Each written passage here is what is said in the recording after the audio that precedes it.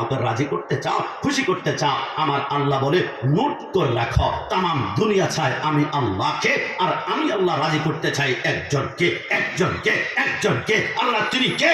আমার আল্লাহ বলে কদ নারা তাকাল্লুবা ওয়াজহিকা ফিস সামাই ফালা নুওয়াল্লিয়ান্নাকা কিবলাতান তারদা। তাম দুনিয়া চায় আমি আল্লাহ, আমি আল্লাহ, আমি আল্লাহকে, আর আমি আল্লাহ খুশি করতে চাই মদিনাওয়ালা নবীকে। জোরে বলি সুবহানাল্লাহ। আল্লাহু আকবার। ইয়া রাসূলুল্লাহ। জিন্দাবাদ জিন্দাবাদ।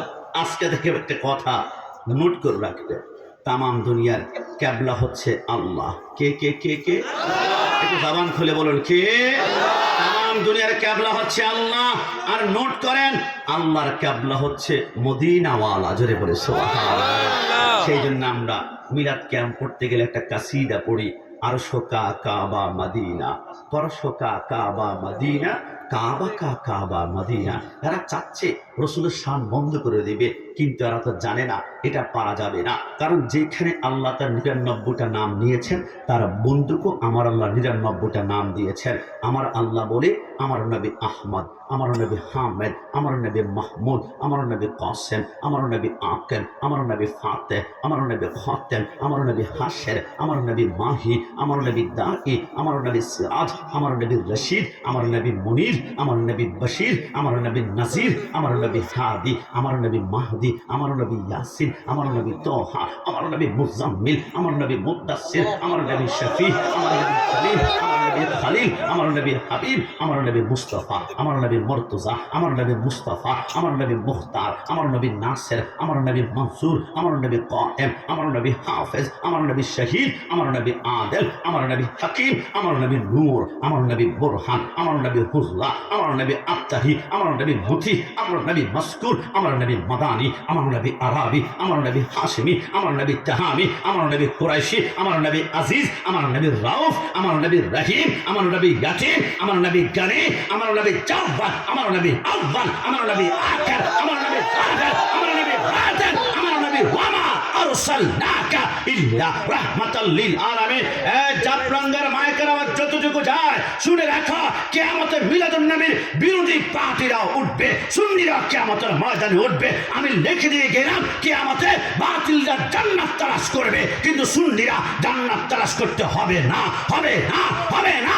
সুন্নিদেরকে জান্নাত নিজেই তালাশ করবে। ডানা হাত তুলে বলো ঠিক কিনা? আল্লাহু আকবার। ইয়া রাসূলুল্লাহ। জিন্দাবাদ জিন্দাবাদ। গর্জে ওঠো না না না না, তারা মনে করেছিল এবার জশ্নে জুলুসে আমাদের ব্রাহ্মণবাড়িয়া গোপীনাথপুরে জুলুসে হামলা করেছিল। ৮২ বছরের একজন মুরব্বী, নাম ছিল হাফেজ মমতা সাহেব। তিনি আজকে ২০ বছর ধরে পাঞ্জাবি আয়রন করায় না, কারণ বয়স হয়ে গিয়েছে। কিন্তু রসুলের মিলাদুন নবীর দিন যখন আসলো, নিজেকে আর কন্ট্রোল করতে পারেনি। পাঞ্জাবিটা আয়রন করিয়ে জুলুসে যাওয়ার সময় ডান হাতে লাঠি নিয়েছে, আর বাম হাতে নাতির হাত ধরে টুকটুক করে হাসছিল। আর সামনে ছোট্ট আরেকটা নাতির সামনে সবুজ ফ্লাগের একটা পতাকা দিয়ে বলল, চালিয়ে হাঁটতে লাগলো সামনের দিকে। কিন্তু অবাক ব্যাপার, কিন্তু বিস্মিত ব্যাপার কি জানেন? যখন আমার মুরব্বী হাঁটতে ছিল, ওই ব্রাহ্মণবাড়িয়ার গলিতে হুসাইনি সৈনিক যেমন ছিল, অ্যাজিদ বাহিনী হাতের মধ্যে লাঠি নিয়ে, আপনার ফেসবুকে দেখেছেন, আমার মুরব্বী আব্বার মাথার মধ্যে বাড়ি দিয়ে তার রক্তে তার পাঞ্জাবি লাল করে ফেলেছিল। এরা মনে করেছিল সুন্নিদের মাথায় হামলা করলে মিলাদুন নবী বন্ধ হয়ে যাবে। এরা মনে করেছিল সুন্নিদের রক্ত পড়লে মিলাদুন নবী আর করবে না। এরা মনে করেছিল সুন্নিদেরকে হামলা করলে জাফলংয়ে জশ্নে জুলুস হবে না। কিন্তু এরা জানে না, সুন্নিরা হুসাইনি, হুসাইনিরা রক্ত দেয়, এজিদিরা রক্ত চুষে খায়। যত যাবে রক্ত, সুন্নি হবে শক্ত।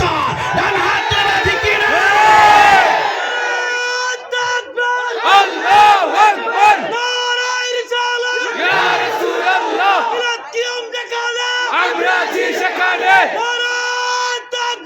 আল্লাহু আকবার। যুবক বাতিলরা আমাদেরকে কিনতে চায়, আমাদেরকে কিনা সম্ভব? জবান করে সম্ভব? আমার ভাইরা মোতালেব হোসেন সালেহী নাম শুনেছেন না? সেই নাকি সুন্নি থেকে ওহাবি হয়েছে। কসম খোদার করে বলি, সুন্নিরা এক জায়গায় আগেই বিক্রি হয়ে গিয়েছে, দুনিয়ার কারো কাছে বিক্রি হয় না। আমরা বারবার বলেছি, ওহাবিরা বিক্রি হয়েছে সৌদি রিয়ালের কাছে, আহলে হাদিস বিক্রি হয়েছে খ্রিস্টানদের দলের কাছে, দাও হিন্দুরা বিক্রি হয়েছে ওই ইন্ডিয়ার রুপিয়ার কাছে, আর শিয়ারা বিক্রি হয়েছে ইরানের টাকার কাছে, আর সুন্নিরা বিক্রি হয়েছে মদিনাওয়ালা নবীর কাছে। কথা বলা ঠিক না? নবীর কাছে যারা বিক্রি হয়, দুনিয়ার ডায়মন্ড গোল্ড দিয়ে সুন্নিদের ঈমান কিনতে পারবে না।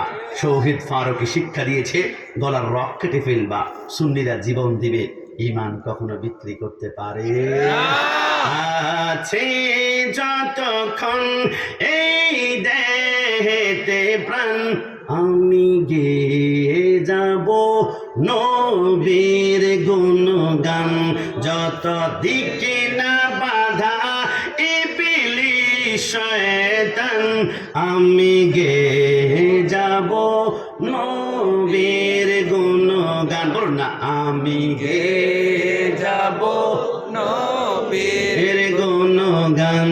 কেউ করবে সুনাম, কেউ করবে বদনাম, আমি গে যাব নবীর গুণগান। হাত তুলে বলা ঠিক না? কেউ করবে সুনাম, কেউ করবে বদনাম, আমি গে যাব নবীর গুণগান। খোদা তুমি মোর রব, খোদা তুমি মোর রব, মোর নবী মোর সব, আমি গেয়ে যাব নবীর গুণগান। শেষবারের মতন, আমি গেয়ে যাব নবীর গুণগান। ছোট্ট একটা প্রশ্ন করে আমাকে জবাব দিবেন, বলুন, জীবনে একবার হলো মদিনা যেতে মন চায় কি চায়? हमने माना कि जन्नत बहुत है हंसी, छोड़कर हम मदीना न जाए कहीं, यूं तो जन्नत में सब है मदीना नहीं, मदीना में जन्नत मौजूद है। आशिक बोले, আমার এক পাশে যদি রাখা হয় জান্নাত, আর এক পাশে মদিনা, যদি জিজ্ঞেস করা হয় তুমি কোথায় যাবা, আমি এক কোটি বার বলবো আমি জান্নাতে নয়, আমি জীবনে একবার মদিনায় যেতে চাই, আমি জীবনে একবার মদিনায় যেতে চাই। কিরে আসে, তুমি জান্নাতে কেন যাবি না? বলে, জান্নাতে দেখলাম তন্ন তন্ন করে অনেক সুন্দর জায়গা, সেখানে জান্নাতুন তাজরি মিন তাহতিহাল আনহার, জান্নাতে 4টা নহর পাওয়া যাবে, একটা দুধের নহর, একটা শরাবের নহর, একটা মধুর নহর, আরেকটা হচ্ছে ইন্না আতাইনাকাল কাউসার। যদিও কাউসারের খালেক হচ্ছেন আল্লাহ, মালিক হচ্ছেন মদিনাওয়ালা। আমার রসুল বলে, আমি যদিও মালিক, আমি কিন্তু বন্টন করব না। রসুল কে বন্টন করবে? আমার রসুল বলে, বন্টন করবে আমার ডানে একজন যুবক আর বামে আরেকজন যুবক। এই দুইজন যুবককে মৃত্যুর আগ পর্যন্ত মহব্বতের বন্ধনে যদি আটকা রাখতে পারো, তা হাউজ কাউসার নিশ্চিত পান করবে। নবী, ওই দুজন যুবকের নাম একটু বলুন না, এদের জন্য কলিজা কেটে আমরা একদম ফিটা ফিটা হয়ে যাব। নবী আমার বলে, একজন হাসান আরেকজন ইমাম হুসাইন। একটু জবান ফেলে বলে সুবহানাল্লাহ। তারপরে তুমি জান্নাতে কেন যাবি না? বলে, না, জান্নাতে তন্ন তন্ন করে খুঁজে দেখলাম জান্নাতে মদিনা পাওয়া যায় না, জান্নাতে মদিনা পাওয়া যায় না। কিন্তু মদিনায় গিয়ে দেখলাম একটা জায়গা আছে, মা বাইনা ওয়া বাইতি মিম্বারি রওজাতুম মিন রিয়াজিল জান্নাহ। আমি দেখলাম মদিনায় গেলে রিয়াজুল জান্নাহ নামক একটা জান্নাতের টুকরা পাওয়া যায়। তো দেখলাম মদিনায় গেলে শুধু জান্নাত তো পাওয়া যায়, কথাটা এমন না। মদিনায় গেলে জান্নাতের মালিক মদিনাওয়ালার নবীকে পাওয়া যায়। জোরে বলে সুবহানাল্লাহ। এই জন্য আমরা মদিনা যেতে চাই, তবে শেষ কথা হলো মদিনা যেতে টাকা লাগে না, মদিনা যেতে টাকা লাগে না। এ আমার মুরব্বী আব্বা, যুবক ভাইরা, ছোট্ট বাচ্চা, শুনে নাও, মদিনা যেতে টাকা লাগে না, লাগে না, লাগে না। মদিনা যেতে লাগে রাসূলুল্লাহর মুহাব্বত। একটু জবান খুলে বলে সুবহানাল্লাহ। নবীর কথা শুনে যখন চোখের পানি বের হয়ে যাবে, আপনি গরিব হতে পারেন, কোটিপতির আগে, শিল্পপতির আগে, প্রধানমন্ত্রী আগে মদিনায় হাজির করবেন সরকারে মদিনা। কিভাবে যে হাজির করবেন টের পাবেন না, কারণ মদিনার টাকা দিয়ে যাওয়া যায় না, ক্ষমতা দিয়ে যাওয়া যায় না, পাওয়ার দিয়ে যাওয়া যায় না। মদিনা যাওয়ার মূল সম্বল রাসূলুল্লাহর মুহাব্বত। একটু জবান খুলে বলে সুবহানাল্লাহ। প্রথমে একটু নবীর মুহাব্বতের কথা বলে একটু ইমানটাকে টেস্ট করে নিলাম। তবে জাফলঙ্গের সুন্নি জনতার ইমান একদম 24 ক্যারেটের স্বর্ণের থেকে আরো খাঁটি, কারণ আমাদের অন্তরে নবী প্রেম ঢুকে পড়েছে, আমাদের অন্তরে মিলাদুন নবীর এশকে ঢুকে পড়েছে। আমাদেরকে সমস্ত বাতিল চারদিক দিয়ে যদি ঘিরে ধরে আমরা বলবো আমাদের মৃত্যু হবে, কিন্তু রসুল্লাহর মিলাদুন নবীর জোয়ার এই জাফলন থেকে কেউ বন্ধ করতে পারবে না। কথা বলা ঠিক না? এবার আসুন, এবার একটু আলোচনার দিকে যাই। আমি যদি প্রথমে একটি আয়াত তেলাওয়াত করি, আমি জানি আমি আয়াতটি পড়লে আমি আপনাদেরকে না বললো আপনারা আমার সাথে পড়া শুরু করবেন। ওই আয়াতটি প্রত্যেকের মুখস্থ আছে, কুল্লু নাফসিন যায়িকাতুল মউত, জন্ম যে গ্রহণ করেছে মৃত্যুটাকে বরণ করতে হবে, এই কথার মধ্যে কোনো সন্দেহ নাই। তবে হযরতে মূসা কালিমুল্লাহকে আজরাইল যখন রূহ কবজ করতে এসেছিল, ফালাতামা মূসা আজরাইল আলা আইনাইহি, মূসা আলাইহিস সালাম আজরাইলকে এত জোরে থাপ্পড় মেরেছিল আজরাইলের ডান চোখটা বের হয়ে গিয়েছিল। আমার আল্লাহ বলে, কিরে মূসা, আজরাইলকে থাপ্পড় মেরেছে, আল্লাহ রূহ কবজ করতে এসেছে। আমার আল্লাহ বলে, মূসা তোর পাশে একটা দাবি দেখা যায়, ওই গরুর পিঠের মধ্যে তুমি ডান হাতটা রাখো। আল্লাহ কেন? আমার আল্লাহ বলে, রাখোস না। মূসা কালিমুল্লাহ বলে, আমি যখন ডান হাতটা রাখলাম, আমার আল্লাহ বলে, মূসা তোর ডান হাতের নিচে কয়টা পশম আছে গরুর একটু গণনা করে দেখো। আল্লাহ কেন? আমার আল্লাহ বলে, প্রত্যেকটা পশমের বিনিময়ে 1 বৎসরে 1 বৎসর করে হায়াত তোকে বাড়িয়ে দিলাম। আল্লাহ যদি 2 হাত দেয়, আমার আল্লাহ বলে 2 হাতের নিচে যতটা পশম থাকবে প্রত্যেকটা পশমের বিনিময়ে 1 বৎসর করে হায়াত। আল্লাহ তারপর কি হবে? আমার আল্লাহ বলে, কুল্লু নাফসিন যায়িকাতুল মাউত, আজরাইলের 1 চোখ বের করো আর 2 চোখ বের করো, মৃত্যু তোমাকে বরণ করতে হবে। তো আল্লাহ এত লক্ষ বছর বাঁচার পরেও যদি মৃত্যুবরণ করতে হয়, দুনিয়াতে থাকতে চাই না, তুমি মহান আল্লাহর দিদারে আমাকে নিয়ে যাও। একটু জাবান খুলে বলো সুবহানাল্লাহ। মৃত্যু আপনাকে বরণ করতে হবে। ইয়াকুব আলাইহিস সালাম ইউসুফকে হারানোর পরে 20 বছর একটানা কেঁদেছিল। ইয়াকুব আলাইহিস সালামের চোখের নিচে ড্রেগনের মতো 2টা দাগ হয়ে গিয়েছে, চোখ 2টা অন্ধ হয়ে গিয়েছে। আজরাইলের বড্ড মায়া লাগলো। আজরাইল ইয়াকুব আলাইহিস সালামের কাছে আসলো। ইয়াকুব পয়গম্বর বলে, আজরাইল রূহ কবজ করতে এসেছ? বলে, না না, তো কেন আসছ? আপনি 20 বছর কান্না করে চোখ 2টা ব্লাইন্ড, অন্ধ করে ফেলেছেন, একটু মায়া লেগেছিল এই জন্য। ইয়াকুব পয়গম্বর বলে, মৃত্যুর আগে তো আজরাইলকে কেউ পায় না, আমি যেহেতু পেয়েছি, আজরাইল তোর কাছে একটা রিকোয়েস্ট, একটা অনুরোধ। কি অনুরোধ? মৃত্যুর আগে আমাকে 3টা সিগন্যাল দিবি, যাতে করে আমি মৃত্যুর জন্য একটু প্রস্তুত হয়ে যাই। 1 নম্বর সিগন্যাল রেডি, 2 নম্বর প্রস্তুত, 3 নম্বর একদম ফাইনালি প্রস্তুত। আজরাইল বলে, আকবালতু, আমি কবুল করলাম। মুকাশাফাতুল কুলুবের মধ্যে হুজ্জাতুল ইসলাম ইমাম গাজ্জালি লেখে, আজরাইল চলে গেল, 10 বছর চলে যায়, আজরাইল সিগন্যাল দেয় না। 20 বছর, 50 বছর সিগন্যাল দেয় না। 70 বছর হয়ে গেল, সিগন্যাল দেয় না। 80 বছর সিগন্যাল দেয় না। 100 বছর সিগন্যাল দেয় না। 109 বছর পর আজরাইল আসলো। ইয়াকুব পয়গম্বর বলে, একটা সিগন্যাল দিতে এত সময়? আজরাইল বলে, রূহ কবজ করতে এসেছি। কি রে আজরাইল, তুই না বলেছিস আমাকে 3টা সিগন্যাল দিবি? আজরাইল তো মিথ্যা কথা বলে না, ফেরেশতা ঘুমায় না, ফেরেশতা খায় না, ফেরেশতা নয় কোনো পুরুষ, নয় কোনো মহিলা। আজরাইল বলে, সিগন্যাল তো দিয়েছি, কোথায় সিগন্যাল দিয়েছ? 1 নম্বর সিগন্যাল আপনি শুনবেন। বলে, কেমন কেমন? বলে, 1 নম্বর সিগন্যাল শুনেন। আপনি যখন 30 থেকে 40 বয়স ছিল, আপনার মাথার চুলগুলা আর দাড়িগুলা কুচকুচে কালো ছিল, কিন্তু বয়স যখন 50 থেকে 60 চলে গেল, আপনার দাড়ি এবং মাথার চুলগুলা হঠাৎ করে সাদা হয়ে পেকে গেল। এই যে মাথার চুল দাড়ি সাদা হয়ে যাওয়া, এটা হচ্ছে মৃত্যুর 1 নাম্বার সিগন্যাল। একটু জামান করে দেবো। তাই নাকি? আমি মনে করেছিলাম তুমি টোকা দিয়ে বলবে 1 নাম্বার। হ্যাঁ হ্যাঁ, 2 নাম্বার সিগন্যাল কি বলে মনে পড়ে? 2 নাম্বার সিগন্যাল, বয়স যখন 30 থেকে 40 ছিল, আপনার মতো হাডুডু কেউ পারে না, ক্রিকেট কেউ পারে না, ফুটবল কেউ পারে না। আপনি 2 ব্যাগে বাজার করে একাই হাঁটা চলে আসেন, নারিকেল গাছ, সুপারি গাছে একাই আপনি লাফিয়ে লাফিয়ে লাফিয়ে উঠে যান। কিন্তু 70 পরে আপনার বয়স যখন গিয়েছে, এখন আর আগের মতো হাঁটতে পারেন না, খেলতে পারেন না। হাতের মধ্যে 3 নম্বর একটা লাঠি নিয়ে ঠক ঠক করে আপনি হাঁটতে হয়। এই যে শরীরটা হঠাৎ করে দুর্বল হয়ে যাওয়া, এটা হচ্ছে মৃত্যুর 2 নম্বর সিগন্যাল। আসলে সত্যি 3 নম্বর সিগন্যাল কি মনে পড়ে? আপনার বয়স যখন 30 থেকে 40 50 ছিল, আপনার বডি স্ট্রং ছিল, শটান ছিল, একদম খাড়া ছিল। কিন্তু বয়স যখন 50 60 70 চলে গেল, আগের মতো সোজা হয়ে আপনার হাঁটতে পারেন না। শরীরটা আস্তে করে বাঁকা হয়ে গেল। 80 গিয়েছে, আরেকটু বাঁকা হলো। 90 গিয়েছে, আরেকটু বোঝা হলো। 100 গিয়েছে, এখন একদম বাঁকা হয়ে হাঁটতেই পারে না। এই যে শরীরটা বাঁকা হয়ে যাওয়া, 3 নম্বর সিগন্যাল। তো কি করবে? 1 সেকেন্ড দেরি নাই, রুটা কাজ করলো। বাংলাদেশের একজন বাউল শিল্পী ছিল ফিরোজ শাহ, গান লিখেছেন 1 সেকেন্ডের নাই ভরসা। স্টেজে উঠে মাইক্রোফোন হাতে নিয়ে কেউ 1 সেকেন্ডের নাই ভরসা বলার সাথে সাথে স্টেজ থেকে পড়ে মৃত্যুবরণ করলো। বোঝা গেল মৃত্যুর কোনো সিগন্যাল নাই, মৃত্যুর কোনো ইশারা নাই। মৃত্যুবরণ করে আমি যদি কাশিমি, মাথার পাগড়ি খুলে ফেলা হবে, পাজামা খুলে ফেলা হবে। আমার ডান পকেটে রসুলের সুন্নতের আতর ছিল, আতরটা খুলে ফেলা হবে।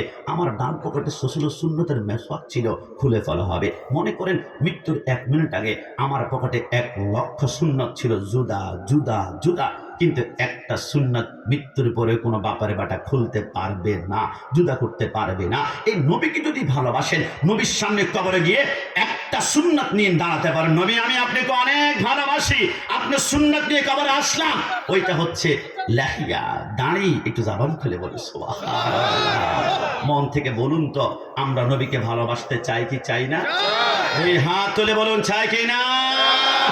এবার দুনিয়ার জমিন থেকে যাওয়ার পরে কবর।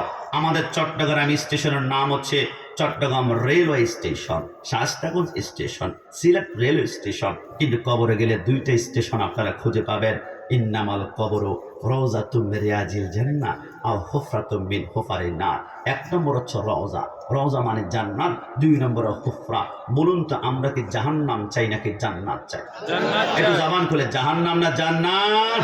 তাহলে ওই আল্লাহকে রাজি করা জানে একবার আল্লাহকে আমরা ডাক দিব, আল্লাহু আল্লাহু তুমি জাল্লে জালালু, শেষ করা তো যায় না গে তোমার গুণগান বলো আল্লাহ আল্লাহ তুমি জাল্লে জালালু, শেষ করা তো যায় না গে তোমার গুণগান বলো আল্লাহ আল্লাহ তুমি ইউনূস নবীকে আগা মাছের পেটে নিয়া ফেরেশতা পাঠাইয়া দিলা ইসমে আযম দিয়া। তুমি ইউনূস নবীকে আগা মাছের পেটে নিয়া ফেরেশতা পাঠাইয়া দিলা ইসমে আযম দিয়া। দমে দমে হারে দম জপে ইসমে আযম, দমে দমে হরে দম জপে ইসমে আযম। আযম। মাছের পেটে থেকে তার দিলা পরিত্রাণ বলো আল্লাহ আল্লাহ তুমি জাল্লে জালালু, শেষ করা তো যায় না গে তোমার গুণগান। বলো আল্লাহ আল্লাহ। আল্লাহ আমাদেরকে তাকদীরে জান্নাত কবুল করুক। সবাই জবান খুলে বলি আমিন। আরেকটু জবান খুলে বলি আমিন।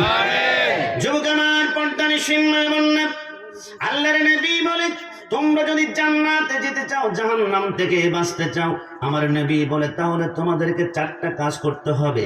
1 নম্বর কাজ হচ্ছে, আমার নবী বলে আমি বোরাকে যাওয়ার জন্য, যখন আমি মেরাজ যাওয়ার জন্য বোরাকে উঠলাম, বোরাকে উঠার পরে কিছুক্ষণ পরে জিবরাইল বলে কিফিয়া মুহাম্মদ সাল্লাল্লাহু আলাইহি ওয়াসাল্লাম, নবী আপনি একটু বোরাক থেকে নামুন না। জিবরাইল বলে আমার নবী নামলো। নবী কি দেখতে পাচ্ছেন? আমার নবী বলে আমি দেখতে পারলাম বিশাল একটা ময়দান দেখা যায়। ওই ময়দানের মধ্যে অসংখ্য মানুষ রয়েছে, মাথার নিচে বড় বড় পাথর দিয়ে ঘুমিয়ে আছে। চোখটা যখন বন্ধ করে উপর দিয়ে আরেকটা পাথর দিয়ে বাড়ি মারে, মাথা চূর্ণ বিচূর্ণ হয়ে যায়। নবী আমার কাঁদতে শুরু করলো। জিবরাইল এরা কারা? জিবরাইল বলে নবী আপনি তো সব কিছুই জানেন, আপনি হচ্ছেন পয়গাম্বর, আমি হচ্ছি আপনার উম্মত। আমার নবী বলে আমি জানার জন্য জিজ্ঞেস করিনি, আমি আমার উম্মতকে জানিয়ে দেওয়ার জন্য জিজ্ঞেস করেছি। জোরে বলে সুবহানাল্লাহ। নবী বলা হবে 2 নম্বর একটা জায়গার মধ্যে চলুন না। গেল রাসূল কি দেখতে পাচ্ছেন? আমার নবী বলে বিশাল একটা ময়দান দেখতে পাচ্ছি, অসংখ্য মানুষের জিহ্বার মধ্যে লোহার শিকল লাগিয়ে জিহ্বাগুলো টুকরা টুকরা করে ফেলা হচ্ছে। নবী কান্না করে। জিবরাইল এরা কারা? নবী বলা হবে 3 নম্বর একটা জায়গার মধ্যে চলুন না। আমার নবী যখন গেল, নবী কি দেখতে পাচ্ছেন? আমার নবী বলে আমি বিশাল একটা রক্তের সাগর দেখতে পারলাম, অসংখ্য মানুষ সেইখানে হাবুডুবু খাচ্ছে। যখন নিঃশ্বাসটা নেওয়ার জন্য নাকটা বের করে উপর থেকে ফেরেশতারা পাথর মারলে মাথার মগজগুলো ছিন্ন ভিন্ন হয়ে যায়। জিবরাইল এরা কারা? নবী সর্বশেষ একটা জায়গার মধ্যে আপনি চলুন, এরপর আমরা ব্যাখ্যা করব এদেরকে কেন শাস্তি দেওয়া হচ্ছে। এবারে জিবরাইল বলে 4 নম্বর জায়গার মধ্যে যখন গেলাম, নবী কি দেখতে পাচ্ছেন? আল্লাহর নবী চোখের পানিগুলো ছেড়ে বলে জিবরাইল আমি দেখতে দেখতে পাচ্ছি বিশাল একটা লম্বা গাছ দেখা যায়, 500 বছরের রাস্তা হবে। ওই গাছের নিচে নূরানি সূরতের একজন মানুষ বসা আছে। এর সামনে কি দেখতে পাচ্ছেন? আমার নবী বলে ওই লোকটার সামনে কোটি কোটি নাবালেগ বাচ্চা বসে বসে আল্লাহর কোরআন তেলাওয়াত করছে। জোরে বলি সুবহানাল্লাহ। পরের জায়গা পরের জমিন ঘর বানায় আমি রই, আমি তো সে ঘরের মালিক নই। শেষবারের মতন পরের জায়গা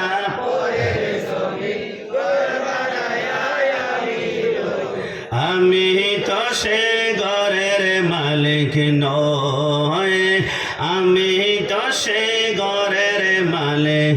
ও সে ঘরে খানা যার জমিদারি,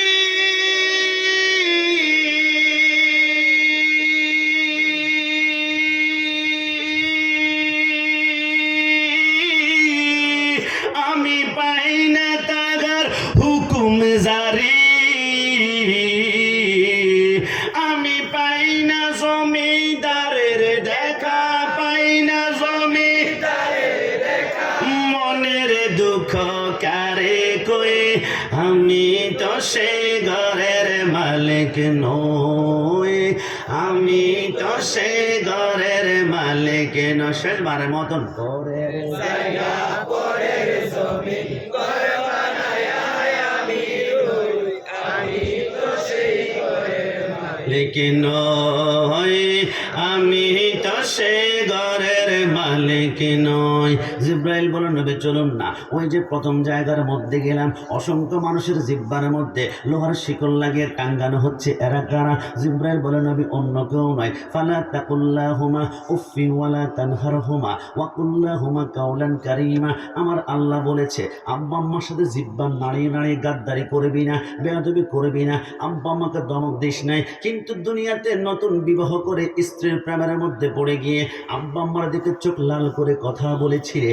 এই যুবক, কোন আব্বা আম্মার কথা বললে চোখের পানি পড়বে? আমি তো জানি না আমার মা আমার বাবা যখন মিলন করেছিল, আমার বাবার এক ফোঁটা বীর্যের কোটি কোটি ভাগের একটা শুক্রাণু গিয়ে মায়ের রেহেমের ভিতরে যখন ঢুকে পড়লো, ওই বীর্যের উপরে 40 দিন যাওয়ার পরে ওইটা বীর্য থাকেই না, ওইটা রক্ত হয়ে যায়। ওই রক্তের উপরে 40 দিন যাওয়ার পরে ওইটা রক্ত থাকে না, ওইটা মাংসের টুকরা হয়ে যায়। ওই মাংসের টুকরার উপরে 40 দিন যাওয়ার পরে ওইটা মাংসের টুকরা থাকে না, ওইখান থেকে পরে দুইটা চোখ বের হয়। ওই চোখের উপরে 40 দিন যাওয়ার পরে সেইখান থেকে দুইটা হাত বের হয়। ওই হাতের উপরে 40 দিন যাওয়ার পরে সেইখান থেকে দুইটা পা বের হয়। ওই পায়ের উপরে 40 দিন যাওয়ার পরে সেইখান থেকে মাথা বের হয়। ওই মাথার উপরে 40 দিন যাওয়ার পরে সেইখান থেকে এবার চুল বের হয়। 10 মাস 10 দিন কমপ্লিট হয়ে যাওয়ার পরে আমার আল্লাহ বলে জিবরাইল আমার বান্দার সমস্ত বডি তৈরি হয়ে গিয়েছে, একটু পরেই তো আমার বান্দা দুনিয়া জমিনের মধ্যে যাবে। তবে আমার বান্দা মায়ের পেটের মধ্যে কেমন পজিশনে রয়েছে একটু বলো না।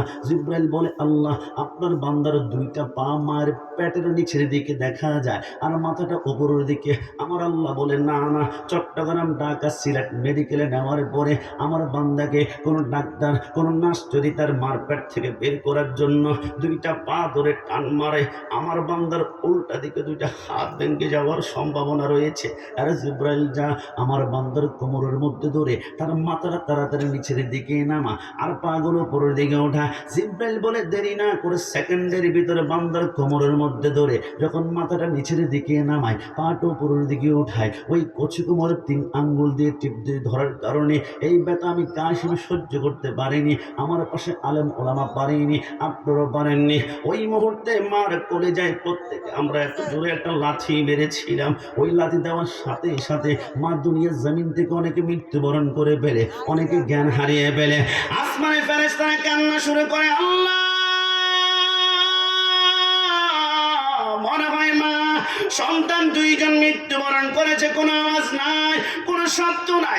আমার আল্লাহ বলে জন্মগ্রহণ করার তারপরে যদি মা সন্তান দুইজন মৃত্যুবরণ করে তামাম দুনিয়া তো মরুভূমি হয়ে যাবে। আরে জিব্রাইল মেডিকেল সায়েন্স ব্যবহার কর। আল্লাহ এটা আবার কেমন? আমার আল্লাহ বলে যে সন্তান কান্না করে না তার পিঠের মধ্যে তুমি 3টা আঙ্গুল দিয়ে 3বার ঘষা মারো। জিব্রাইল বলে একবার ঘষা দে, 2বার ঘষা দে, 3বার ঘষা দেওয়ার সাথে সাথে সন্তানটা যখন ওয়াও ওয়াও করে কান্না করে ওঠে, যে মাকে ইঞ্জেকশন দিলে জ্ঞান ফেরানো যায় না, যে মাকে ধাক্কা ধাক্কা দিলে জ্ঞান ফেরানো যায় না, আল্লাহর কসম করে বলি সন্তানের ওয়াও কান্নার আওয়াজটা মার কানে যেতে দেরি হয়, মার জ্ঞানটা ফিরতে 1 সেকেন্ড সময় লাগে না। জোরে বলিস দুনিয়াতে আসার পরে মার স্তন থেকে আমরা একটানা 2 বছর দুধ পান করেছি। আমি যদি দুনিয়ার কোনো গল্প বলে ফুটবলের মতো লাত্তি মারাবা, বৈজ্ঞানিকরা বলে আরে 2 বছর দুধগুলা বাদ দাও, মার 1 ফোঁটা তোমার দুধ তোমরা কি জানো? মার স্তন থেকে যে 1 ফোঁটা দুধ পান করেছ,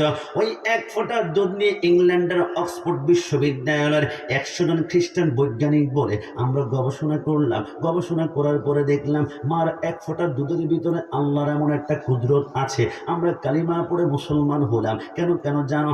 আমরা দেখলাম মার 1 ফোঁটা দুধের ভিতরে আমার আল্লাহ দুনিয়ার 180 রকমের ফলের রস ঢুকিয়ে দিয়েছে। জোরে বলে সুবহানাল্লাহ। আরে যুবক, দুনিয়াতে আসার পরে মার স্তন থেকে আমরা একটানা 2 বছর দুধ পান করেছি। তাফসীর কারকগণ বলো আল্লাহ খোদার কসম করে বলি, দুররে মনসুরের মধ্যে আল্লামা জালালউদ্দিন সূয়ুতী রাহমাতুল্লাহ আলাইহি ওই 2 বছর দুধগুলা যদি একটা পাল্লায় রেখে তোমরা ওজন দিয়ে দেখো, তোমরা দেখবা 2 বছরে অন্তত পক্ষে মার স্তন থেকে তোমরা 27 মণ দুধ পান করেছে। জোরে বলে সুবহানাল্লাহ। যুবক আমার দিকে তাকাও, আমি গোলাম রাব্বানী কাশিমি। পোস্টারে তোমরা লম্বা করে লাইন আমাকে নাম দিয়েছ, আমাকে দাওয়াত করেছ, মোটরসাইকেল 50টার মতো রিসেপশন দিয়েছ, ঘরের মধ্যে খাওয়া দাওয়ার আয়োজন করেছে, কি সম্মান। আবার সেলফি উঠায় আমি চোখের পানি ছেড়ে দিয়ে বললাম কি কারণে আমি যে এত সম্মানিত। এই যে চেয়ারে বসলাম, আমি আল্লাহর শপথ করে বলি সার্টিফিকেট দিয়ে চেয়ারে বসা যায় না, জ্ঞান দিয়ে এই চেয়ারে বসা যায় না, সুন্দর চেহারা দিয়ে বসা যায় না, সুন্দর কণ্ঠ দিয়ে বসা যায় না। আমি বুকে হাত দিয়ে বলতে পারবো আমার আব্বা আম্মার দোয়া ছাড়া আমি চেয়ারের মধ্যে জিন্দিগিতে বসতে পারতাম না। যতবার আমি ঘর থেকে বের হই আব্বা আম্মার কদমের মধ্যে 2টা ঠোঁট লাগিয়ে একটা চুমা দেওয়ার চেষ্টা করি। ওই চুমাটা দেওয়ার সাথে সাথে আব্বা আম্মার চোখের পানিগুলা মাথার তালুর মধ্যে টপ টপ করে পড়ে। ওইটা আমার জন্য রহমত হয়ে যায়, ওইটা আমার জন্য দেওয়া হয়ে যায়। বিসিএস ক্যাডার হতে চাও, ইঞ্জিনিয়ার, তুমি বিভিন্ন রকমের ভিআইপি জায়গার মধ্যে যেতে চাও, অসংখ্য আল্লাহর ওলির কদমে গিয়েছ, যাই রয়েছে, কিন্তু দুনিয়ার সবচেয়ে দোয়া কবুলের সেন্টার হচ্ছে তোমার মায়ের কদম। আল্লাহর ওলি গাউসুল আজম আব্দুল কাদের জিলানী বলে আমি হুজরাতে বসা, একজন মুরিদ এসে বললে গাউসুল আজম মার হক সম্পর্কে একটু বলুন না। আমার গাউসুল আজম বলে মুরিদ আমার চোখের পানি বের করে দিলে আমার সাথে কল্পনা করতো দুনিয়ার জমিন থেকে কবর, কবরের পরে আরেকটা জায়গা হবে ইদাস সামাউ ফাতারাত ওয়া ইদাল কাওয়াকিবু তাসারাত ওয়া ইদাল বিহারু ফুজ্জিরাত। গাউসুল আজম বলে ওই কিয়ামতের ময়দানে 4টা স্টেশন হবে, একটা হবে মিজান, একটা ফুলসারাত, একটা হাউজে কাউসার, আর একটা মাকামে মাহমুদ। আমার আল্লাহ যখন বলবে আব্দুল কাদের তোমার অবস্থান হচ্ছে আমার জান্নাত, আমি জান্নাতের দিকে রওনা করব। গাউসুল আজম বলে আমি জান্নাতের চৌকাঠের সামনে গিয়ে যখন আমার ডান কদমটা ঢুকাতে চাইব, হঠাৎ করে পিছন দিক থেকে আমি একটা আওয়াজ শুনতে পারবো, ইয়া আবদাল কাদের। আমি অবাক হয়ে যাব, আমাকে পিছন দিক থেকে কে ডেকেছে? আব্দুল কাদের জিলানী বলে পিছনে তাকিয়ে দেখি আর আমার জনম দুঃখিনী মা আমাকে ডাক দিয়েছে। আমি জিজ্ঞেস করলাম মা তুমি আমাকে কেন ডাক দিয়েছ? আমার মা বলে এ আব্দুল কাদের তোমার বিরুদ্ধে কোনো মামলা নাই, মোকদ্দমা নাই, এমন কোনো বেয়াদবি করো নাই যেটার কারণে আল্লাহর দরবারে তোমার বরদ্দমি মামলা করব। তবে আব্দুল কাদের তোমাকে একটা কথা স্মরণ করাতে চাই, শুনবি কিনা? মা কিসের কথা? এরে আব্দুল কাদের তোর বয়স যখন 2 বছর ছিল, আমি একদিন মা উঠানের মধ্যে ঝাড়ু দিচ্ছিলাম, আমার 2টা স্তন নিচের দিকে দিকে একটু ঝুলে গিয়েছিল। তুমি আব্দুল কাদের দুধের টক সহ্য করতে না পেরে আমার একটা দুধের বোঁটা তোমার মুখের ভিতরে ঢুকিয়ে তুমি দুধ পান করতে চেয়েছিলে, আমি তোমাকে চট করে ধাক্কা দিয়েছিলাম, মনে পড়ে কিনা? বলে মা মনে পড়ে গিয়েছে। আরে আব্দুল কাদের একটু পরেই তো আল্লাহ জান্নাতে যাবে, তবে চট করে ধাক্কা দেওয়ার কারণে এক ফোঁটা দুধ তুমি পান করতে পারো নাই। কিছুক্ষণ পরে তোমার ঠোঁটের মধ্যে এক ফোঁটা দুধ আটকে ছিল, তুমি জিহ্বাটা বের করে তোমার লেহন করে চোষণ করে ঠোঁটের মধ্যে এক ফোঁটা দুধ পান করেছিলে। তোমার মনে পড়ে কিনা? বলে মা মনে পড়ে গিয়েছে। যা আব্দুল কাদের আল্লাহর জান্নাতে, তবে ওই যে ঠোঁটের মধ্যে এক ফোঁটা দুধ আটকে ছিল, জিহ্বা লেহন করে চোষণ করে পান করেছিলে, ওই এক ফোঁটা দুধের হক আদায় করে তারপর আল্লাহর জান্নাতে গমন কর। আব্দুল কাদের জিলানী বলে কসম করে বলি, আমার মা যদি জান্নাতের চৌকাঠের সামনে দাঁড়িয়ে মার এক ফোঁটা দুধের হক আদায় করার জন্য বলে, আমি আব্দুল কাদের কুল্লু ওয়ালিয়িন আলা কাদামি ওয়া ইন্দি আলা কাদামিন নবী বদরিল কামালি, আমার কাদের উপর রাহমাতুল লিল আলামিনের কদম মোবারক, আর আমার কদমটা তামাম দুনিয়ার ওলি আল্লাহর কাদের উপরে। আমি ওলি কুলের সম্রাট হতে পারি, কিন্তু মার এক ফোঁটা দুধের হক আদায় করা আমার আব্দুল কাদেরের পক্ষ সম্ভব হবে না। জোরে বলে সুবহানাল্লাহ। জান্নাতের চাবি আমার মা, ও মা গো, জান্নাতের চাবি আমার মা। বলো না, জান্নাতের চাবি আমার মা, ও মা গো, জান্নাতের চাবি আমার মা। সন্তানের বেহেশত যার যার মায়ের পায়ের নিচে, মা জননী যাহার প্রতি সন্তুষ্ট হয়ে আছে, মায়ে যদি দোয়া করে মৌলারি দরবারে, জান্নাতবাসী কইরো মাওলা আমার সন্তানের। সবার আগে মায়ের দোয়া কবুল করেন সেই কিবরিয়া। ডান হাত তুলে বলো ঠিক কিনা?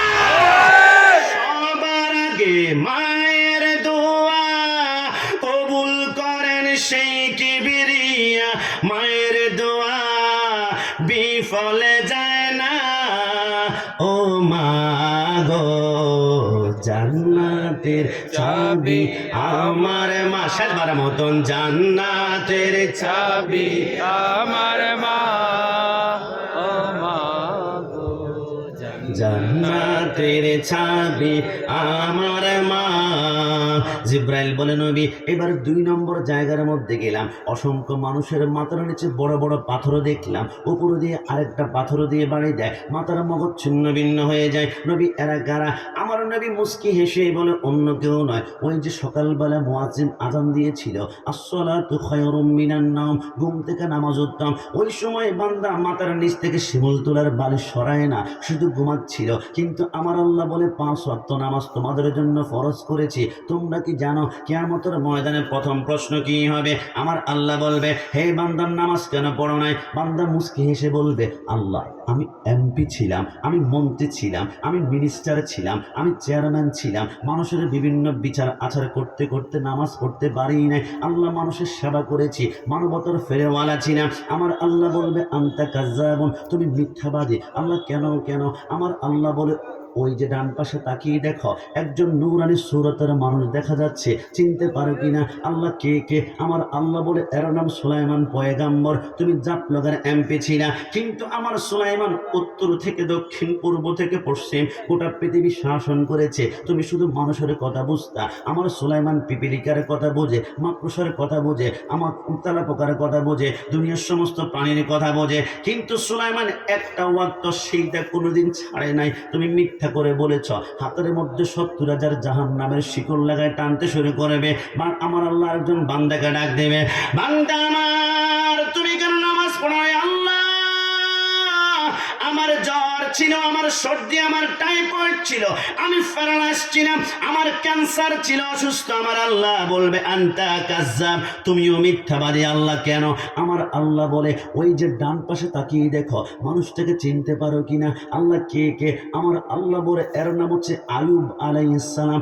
18 বছর কেড়ায় কামড়িয়েছিল, যতবার কামড় দিয়েছে আয়ুব বলেছে আল্লাহ আমার অঙ্গ প্রত্যঙ্গ সব কামড়িয়ে শেষ করে ফেলা হোক, কিন্তু আল্লাহ একটা অঙ্গ আপনি একটু হেফাজত করবেন। আমার আল্লাহ বলে এটা আবার কি? ওগো আল্লাহ, এটা হচ্ছে আমার লিসান, এটা হচ্ছে আমার জিহ্বা। কিরে আয়ুব, তুমি জিহ্বা দিয়ে কি করবা? আল্লাহ যাতে করে সেই দ্বারের মধ্যে গিয়ে জিহ্বা নাড়িয়ে নাড়িয়ে পড়তে পারি সুবহান রাব্বিয়াল আলা, সুবহান রাব্বিয়াল আলা।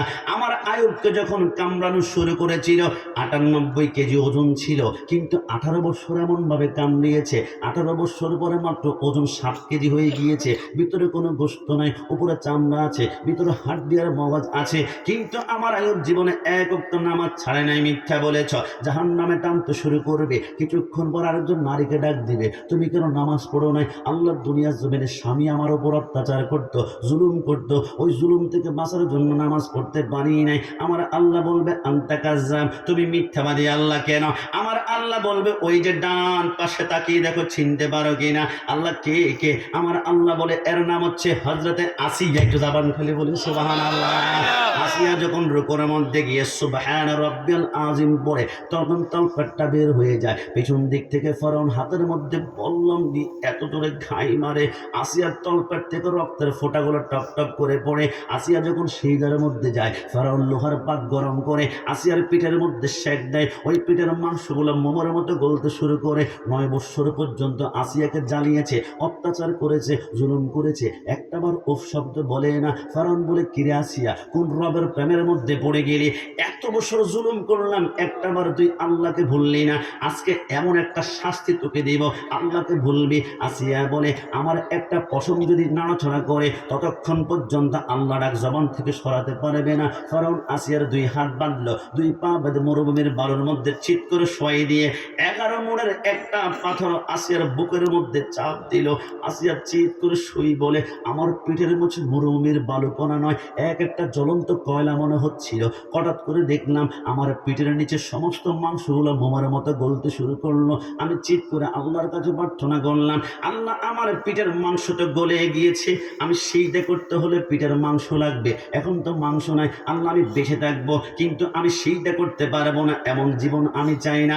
আল্লাহ শুনিয়েছি জান্নাতে নাকি তোমার সুন্দর একটি ঘর আছে, আল্লাহ ওই ঘরের পাশে আমাকে সুন্দর একটি ঘর দান করো না। আমার আল্লাহ বলে এ জিবরাইল, আমার আসিয়া জীবনে কিছু চাই নাই, আসিয়া জান্নাত চেয়েছে দুনিয়ার মতো, 13টা দুনিয়াকে একসাথ করো।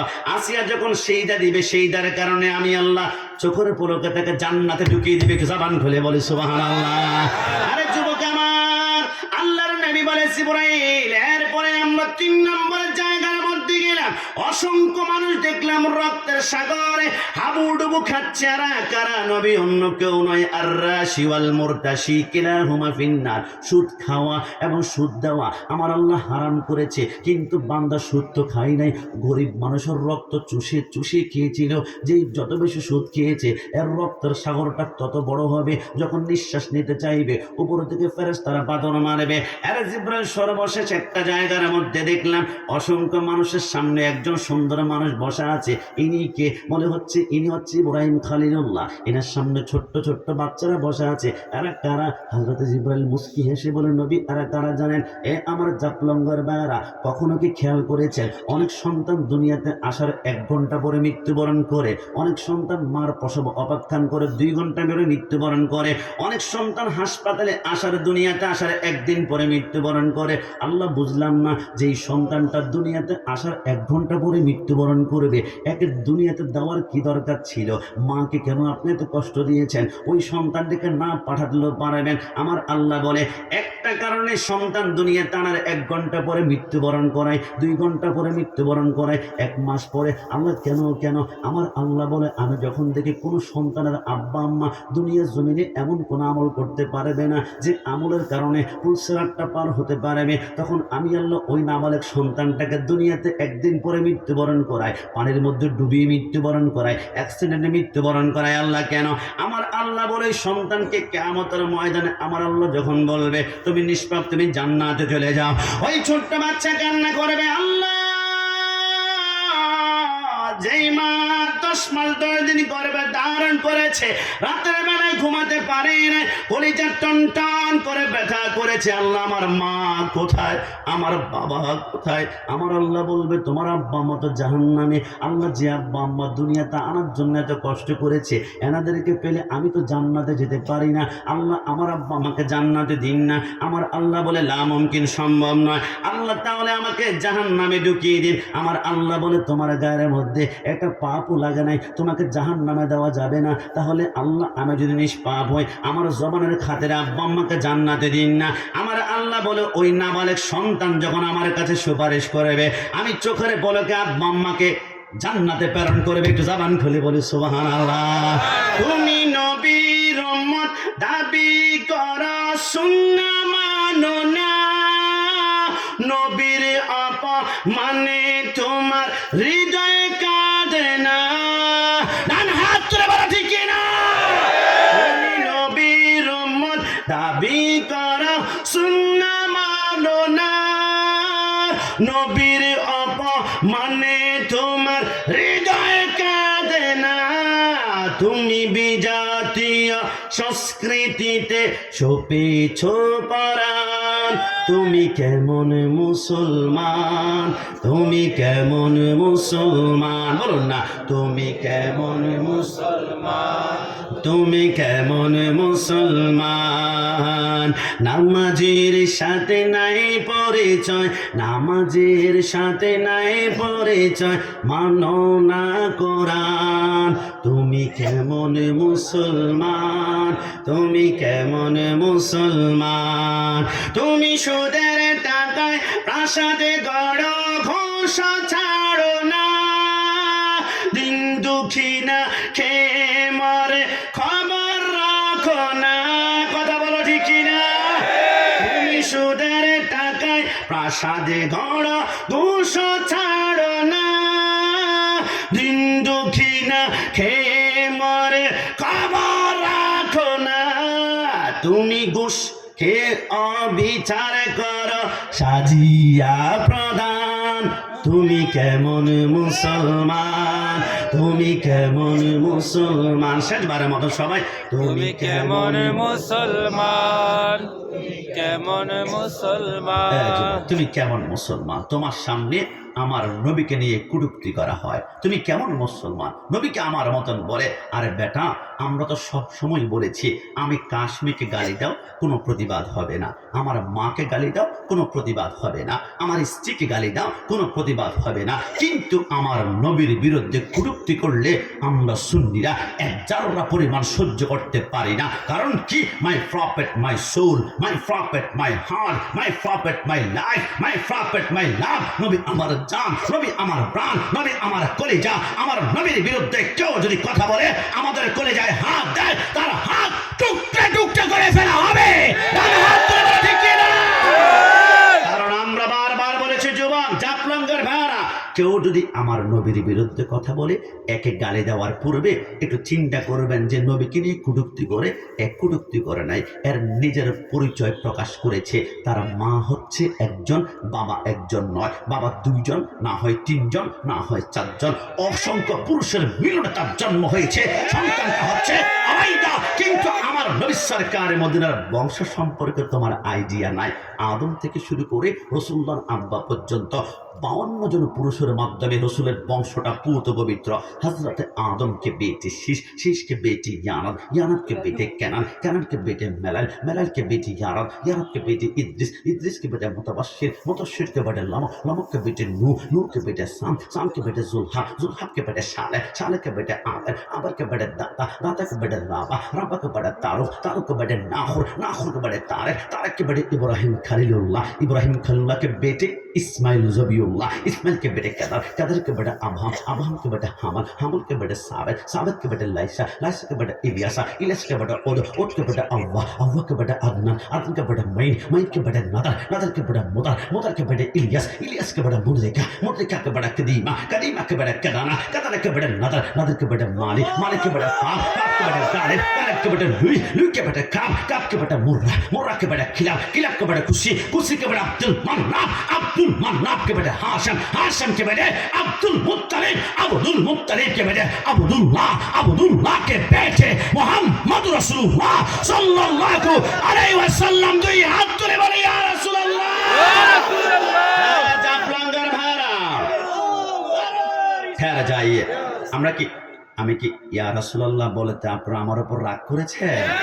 আরে যেই প্যান্ডেলে ইয়া রাসূলুল্লাহ থাকবে না, ওই প্যান্ডেলে তো আমার নবীও থাকবে না। যেই প্যান্ডেলে ইয়া রাসূলুল্লাহ নাই, ওই প্যান্ডেল হিন্দুদের প্যান্ডেলও হতে পারে, কারণ হিন্দুরা আল্লাহকে বিশ্বাস করে, তারা আল্লাহকে ভগবান ভগবান বলে, কিন্তু নবীকে বিশ্বাস করে না। খ্রিস্টানরাও কিন্তু আল্লাহকে বিশ্বাস করে, আল্লাহকে গড গড বলে, কিন্তু নবীকে বিশ্বাস করে না। বৌদ্ধরা কিন্তু আল্লাহকে বিশ্বাস করে, তারা আল্লাহকে ঈশ্বর ঈশ্বর বলে, কিন্তু নবীকে বিশ্বাস করে না। ওহাবিরাও নাকি আল্লাহকে বিশ্বাস করে, কিন্তু আমার নবীকে নারায়ে রিসালাত তারা বলতে চায় না। তাহলে ওহাবি, হিন্দু, বৌদ্ধ, খ্রিস্টান তারা এক ভাই হতে পারে, কিন্তু সুন্নিরা শুধু আমরা নারায়ে তাকবীর দিয়ে ক্ষান্ত হই না। আর নারায়ে তাকবীর দিয়ে ক্ষান্ত যদি হতো, তাহলে কালিমাটা এমন হতো লা ইলাহা ইল্লাল্লাহ, স্টপ, কিছু আর সামনে থাকতো না। কিন্তু আমার আল্লাহ বলে লা ইলাহা ইল্লাল্লাহ, ক্ষান্ত হয় নাই, একটু পরে আগাতে হবে মুহাম্মদ রাসূলুল্লাহ সাল্লাল্লাহু আলাইহি ওয়াসাল্লাম। কালিমা পড়ে নারায়ে তাকবীর, নারায়ে রিসালাত, আর ওহাবি বলে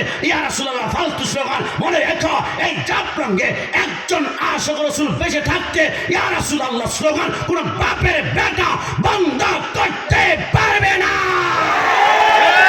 আমার ভাইরা কষ্ট নেবেন, আমি জানি অনেকে আজকে প্যান্ডেলে আসে নাই।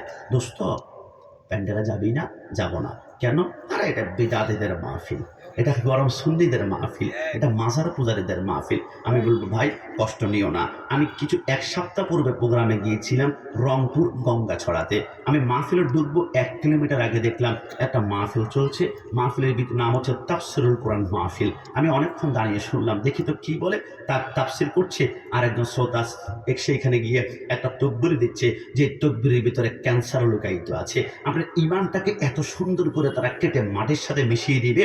আর ওই তকবীরটা ছিল লিল্লাহে তাকবীর, লিল্লাহে তাকবীর। আমি অনেকক্ষণ অপেক্ষা করলাম একটাবার তারা ইয়া রাসূলুল্লাহ বলে কিনা, কিন্তু আমি অপেক্ষা করে দেখলাম ইয়া রাসূলুল্লাহ বলে না। আমি চিন্তা করলাম লিল্লাহে তাকবীর বলবে, কিন্তু নবীর নাম বলবে না। এই তাকবীরটা আসলে কোত্থেকে? আমি একখানা কিতাব ঘাটলাম। আমার মাইকের সাউন্ড যারা বাহির থেকে শুনছো, আল্লাহর কসম আমি প্রমাণ করব লিল্লাহে তাকবীর এটা হুসাইনি স্লোগান নয়, এটা ইয়াজিদি স্লোগান, এটা ইয়াজিদি স্লোগান, এটা ইয়াজিদি স্লোগান। তুমি প্রমাণ চাও, তাহলে আমি তোমাকে বলবো কারবালার জমিনে ইমাম হুসাইন তলোয়ার নিয়ে যুদ্ধ করতে করতে করতে করতে হঠাৎ করে তলোয়ার থামিয়ে ফেলল।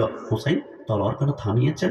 আপনার শরীরে তো রাসূলুল্লাহর রক্ত মোবারক আছে, আপনার হাতের মধ্যে মাওলা আলীর তলোয়ার, আর আপনার তলোয়ারে আসমানের সমস্ত বিজলির শক্তি আছে। হুসাইন বলে আমার এই তলোয়ার দুনিয়ার কোনো শক্তি থামাতে পারতো না, তবে একটি কারণে থামিয়েছি।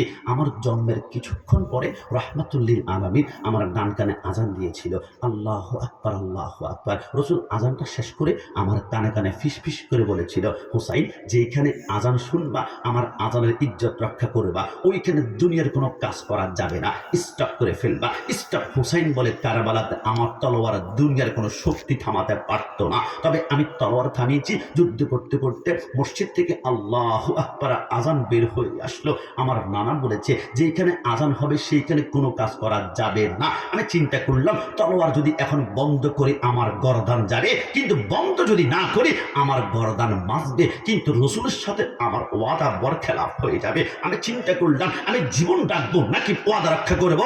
আমি হোসেন চিন্তা করলাম 1 লক্ষ বার গরদান দিব, কিন্তু রাসূলের সাথে ওয়াদা ভঙ্গ করতে পারি না, পারি না, পারি না। হোসেন ঠিক হয়ে শুয়ে আছে, হঠাৎ করে ইয়াজিদ বাহিনী 4000 শকুনের মতো তীর বললাম খঞ্জরে দাঁড়িয়ে আছে। হুসাইন মুস্কি হেসে বলে, আমার নানা বলেছিল কারবালার জমিনে আমি শহীদ হব, এক এক ফোঁটা রক্তের বিনিময়ে 70,000 গুনাহগার উম্মত ফুলসেরা পার হবে। তবে তোমরা তলোয়ারের নিচে আমি একটা জিনিস চাই। আজিদ বাহিনী বলে, কি চাও? বলে, একটা জিনিস, ইয়া আইয়ুহাল্লাযীনা আমানুস্তাঈনু বিস-সাবরি ওয়াস-সালাত, আমাকে 2 রাকাত নামাজ পড়ার সুযোগ করে দাও। হুসাইন কোথায় নামাজ পড়তে চায়? তলোয়ারের নিচে নামাজ পড়তে চায়, বল্লমের নিচে। আর আমার দোস্তকে বলে, দোস্ত নামাজ পড়বি না?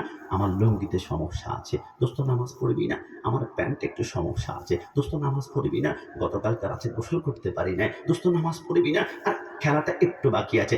আমি হুসাইনি দাবি করি, কিন্তু হুসাইন তলোয়ারের নিচে বলে, নামাজ আমার সময় আছে, আমি নামাজ পড়তে চাই না। এরা কখনো হুসাইনি দাবি করতে পারে না। হুসাইনি হতে হলে যে কোনো মুসিবতে কষ্টের সময় ওয়াল্লাযীনা ইয়াবিতুনা লিরাব্বিহিম সুজদান ওয়া কিয়ামা, সেইটা আপনাকে করতেই হবে হুসাইনকে।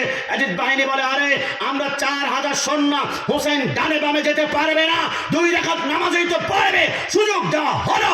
ইমাম হুসাইন প্রথম রাকাতে 2টা সিজদা শেষ করলো, দ্বিতীয় রাকাতে একটা সিজদা দিয়ে বাকি সেইটার থেকে যখন যাচ্ছিল, আজিদ বাহিনী বলে, কিরে হুসাইন তলোয়ার যেভাবে ঘুরাচ্ছে, আরে মূলাও তেমন ভাবে কাটে না, শশাও তেমন ভাবে কাটো না, গাজরও তো কাটে না, কুচি কুচি করে ফেলছি। আজিদ বাহিনীকে একটা কাজ করো, হুসাইন যদি বাকি সেইটাটা দিয়ে একবার সিংহের মতো তলোয়ার নিয়ে পড়া মেরে দাঁড়িয়ে যায়, বাঁশ হাজার আজিদ বাহিনীকে একটাও রাখবে না। একটা কাজ করো, বাকি সেইটা করার আগে তাকে তীর মারতে শুরু করো। হুসাইন বলে, এই কথা শুনে আমি যখন সেইটার দিকে যাচ্ছিলাম, ইতিমধ্যে 147টা তীর আমার পশমের গোড়ায় গোড়ায় ঢুকিয়ে দিল, 137টা বল্লম ঢুকিয়ে দিল, আর তলোয়ার দিয়ে গুস্তুগুলা টুকরা টুকরা করে হাড্ডির সাথে লেগে আছে। হুসাইন চিত হয়ে পড়ে আছে অনেক কষ্টে, 2টা হাত একসাথ করে বলেছিল, আল্লাহ আমি তো কিচ্ছু চাইনি, আমি 2 রাকাত নামাজের 4টা সিজদা